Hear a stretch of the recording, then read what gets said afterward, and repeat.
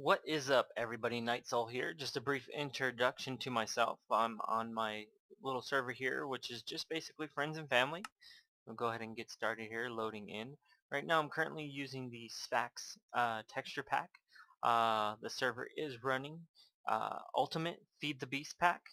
Um, so yeah, this is our spawn area. Still very basic. Just marked out the protected zone. Um, Tore down a building that was here that just gave you like basic tool sets and stuff like that. So kind of under construction here, realigning the roads and different things. And then this was just our little server info and rules, which basically just kind of listed out all the rules of the server. Don't be a jerk, all that kind of good stuff. And then this is our nether portal for spawn, which will eventually be kind of a nether hub uh, to people's houses as they put, nether portals up in, and a twilight forest portal as well. And as you can see, some of the people have been using their portal guns to kind of create some connections to spawn easily.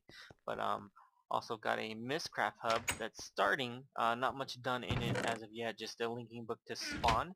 That way you kind of just get warped right back here. Um, and you're not using commands or anything like that. Didn't want to do that. I kind of like the idea of using an item better. And as you can see, I'm kind of flying around, and that is because I am using Power Armor Suit with a few modules already put in, and this is from Modular Power or Modular. I can't remember the name. Modular Power Suits or something. So very cool mod. And then instead of a standard kind of village with villagers, I kind of created some little shops here. So depending on kind of what kind of character they are. Um, Nope, come on. Oh, I've got that still going. Alright, so yeah, they can just sell their goods and all that and kind of not be going in and out of all the buildings and driving me bananas. So that's what's going on there, and then a enchanting table just for everybody to kind of use on the server. These were kind of the basic things I built first, and along with the farms, just kind of give everybody, uh, some starter stuff. Little mushroom hut here with our cave of mushrooms. Which don't seem to really be spreading. I know they have less of a chance going down, but I wanted them to kind of be like the seed mushrooms. I believe they got 25% for going down and 50% across, so maybe I do need to switch that. I'll have to look into it, because it's not working, all that stuff. One thing I don't like about modular power suits, it makes it really tough to do some normally simple things. Um, yeah, and that's all the basic stuff. And then uh, this is some of the new stuff I've been building. Little cow head there made out of rock wool so it doesn't burn. And this is Nightsole's barbecue. So what is that?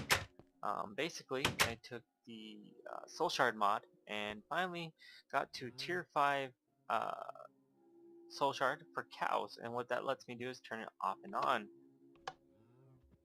So they spawn as soon as it's turned on, and then using another mod in the mod pack, which is Mind Factory Reloaded.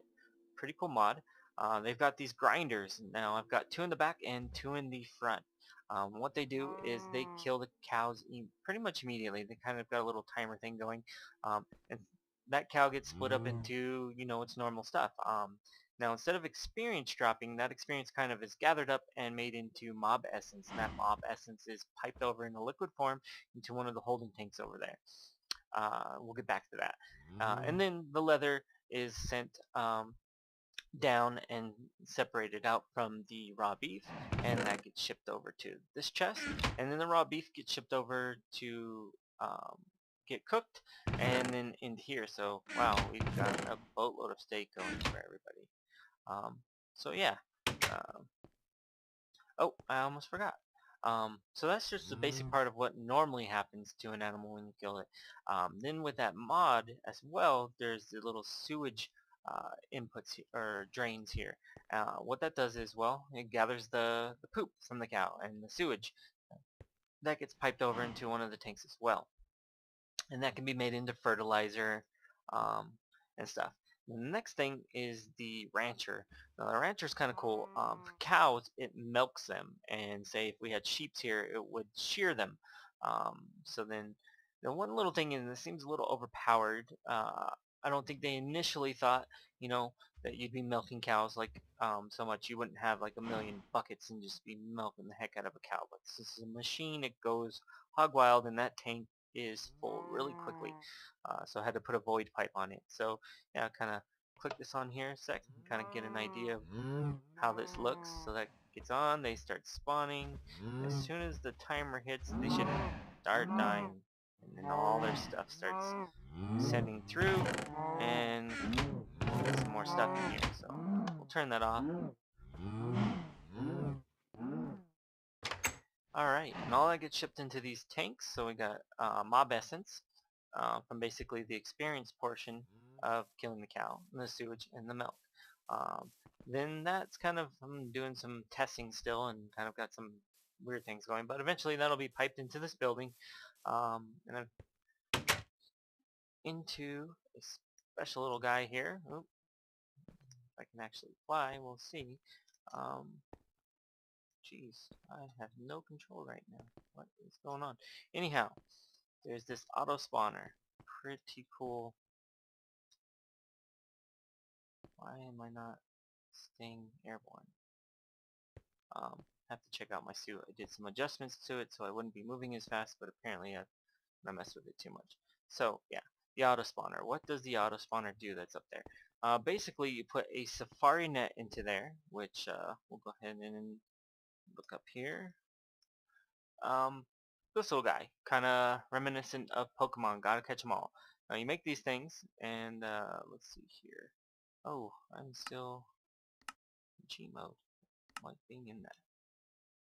Maybe that's why I was going crazy, because I'm not doing what I'm supposed to. But anyhow, so we've got these little safari nets made with some ender pearls and a gas tier, and they can collect animals, or mobs, or villagers, or whatever.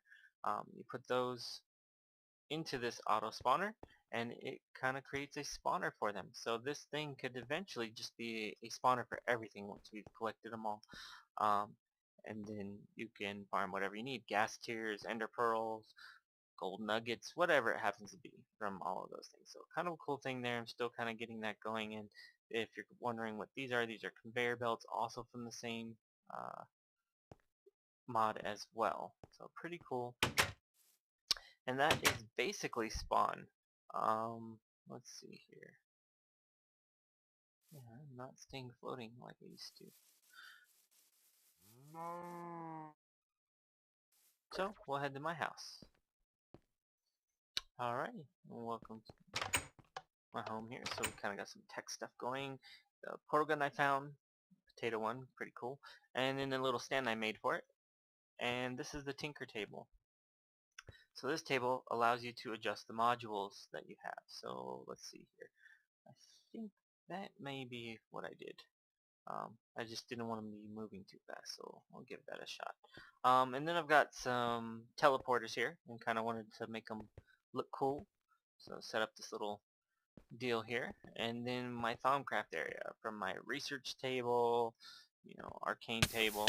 Oop, I guess I got too close to the lava, or the hot water anyhow.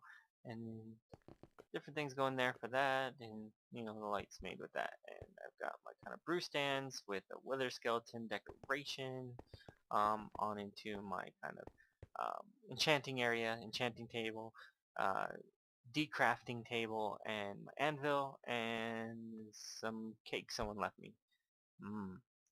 Alright, and then this little bookshelf here is pretty cool. It's from BilboCraft. It allows you to put books in there and store them and kind of look at them, so it's kind of cool looking. And let's see. Whoa. My favorite record of the game. And some safes and some storage here. Alright, then my machine setup. Well, my power comes in over here.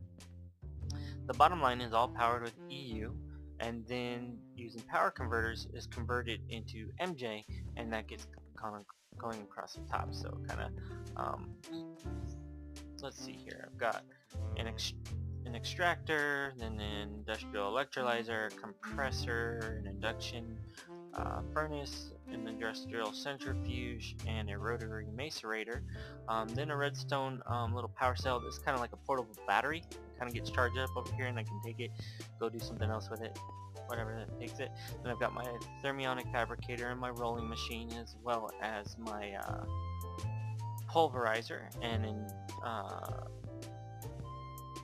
induction smelter and my magna crucible. Or wait, do I know what I'm talking about? What is this?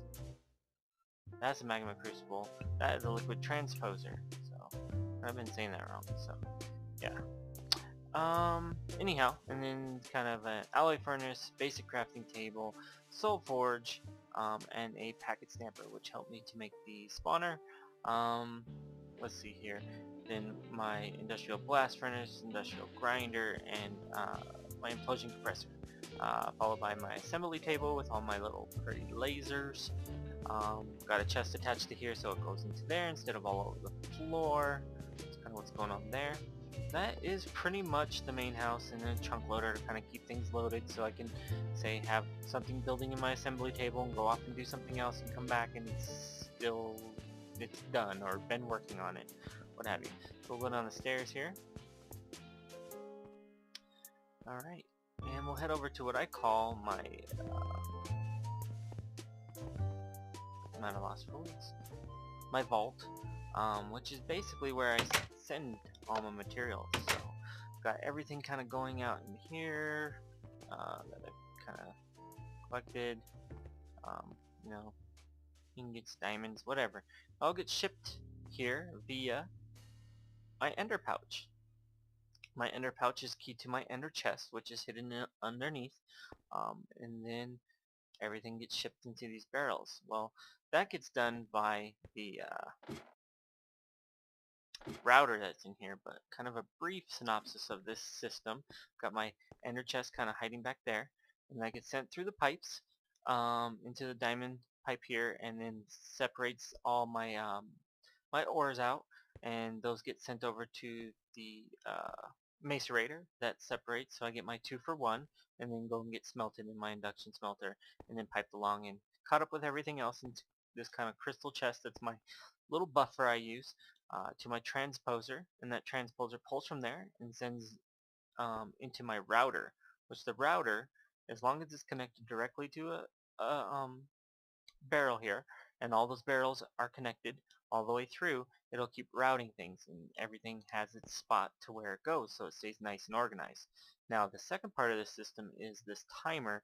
It hits this toggle switch, and that toggle switch keys these redstone engines. Now what they do is, normally if an item does not have a place to go, it's going to get stuck here in the little input part.